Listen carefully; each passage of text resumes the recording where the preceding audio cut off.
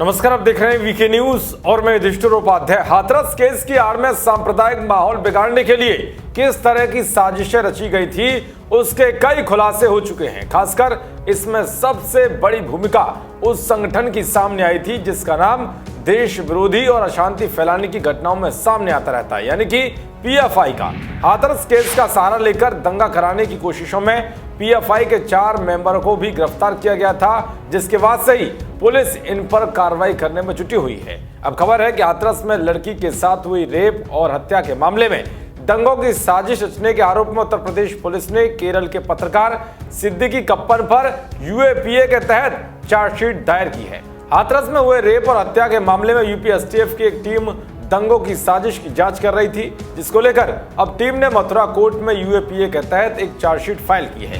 PFI और उससे जुड़े संगठन के 8 आरोपियों के खिलाफ दाखिल की गई चार्जशीट में सिद्दीकी कप्पन, अतीकुर रहमान, मसूद अहमद, रऊफ शरीफ, असद बदरुद्दीन, फिरोज दानिश का नाम भी शामिल है।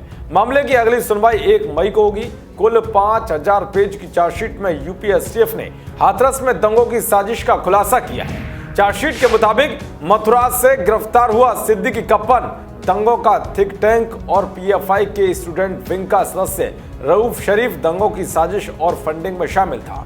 उत्तर प्रदेश पुलिस की ओर से दायर की गई चार्जशीट में कहा गया है कि गिरफ्तार किए गए सभी आरोपी हाथरस में दंगा भड़काना चाहते थे और उसकी साजिश रच रहे थे। सिद्दीकी कप्पन ने ही दंगों की साजिश रची थी और पीएफआई मेंबर रऊफ शरीफ इन दंगों की फंडिंग के लिए काम कर रहा था। चार्जशीट में पीएफआई के सदस्यों पर मस्कट और दोहा में वित्तीय संस्थानों से 80 लाख रुपए की धनराशि प्राप्त करने का आरोप लगाया गया है। इसके अलावा एसटीएफ ने चार्जशीट में कहा है कि पीएफआई की केरल शाखा के कमांडर असद बदरुद्दीन और उसका साथी फिरोज खान देश भर में भ्रमण करके संगठन के युवकों को फिजिकल एजुकेशन के नाम पर विस्फोटक सामग्री बनाने और उसके इस्तेमाल करने के साथ चाकू, तलवार और पिस्टल चलाने का भी प्रशिक्षण देता था।